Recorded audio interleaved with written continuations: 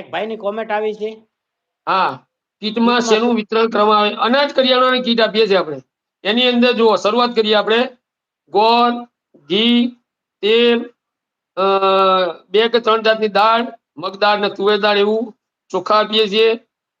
મરચું, મીઠું, હળદર, પછી ચા, ખાંડ, પછી મસાલા, માનો કે દાળ શાકમાં નાખવાના મસાલા, તૈયાર ડુંગળી બટાકા આપીએ છીએ, કારણ કે 10-15 દિવસ ચાલે ઓછામાં ઓછા, કે 20 દિવસ. એટલે ડુંગળી ડુંગળી બટાટા આપીએ છીએ. માનો કે ગામડા ગામ હોય એટલે માચીસનું બોક્સ પણ આપીએ છીએ. ક્યાંક મમરાની થેલી પણ આપીએ છીએ. એટલે ઘણીવાર એવું બને કે અનાજ સિવાય કોઈને થોડો નાસ્તો કરી લેવો હોય તો મમરા વઘારી લે, કાં તો મમરા કાચા પેલા ખાઈ દે. બહુ ઉંમર લાયક મમરા ના ખાઈ અનાજ ખાવું પડે, એવું બધું વિચારી મમરા તો અમે આપી જ દઈએ ચાલુમાં. ખૂબ સરસ. એટલે માલીભાઈ, જે રીતનું આપે છે એ રીતનું અમે દર્શાવી દીધું.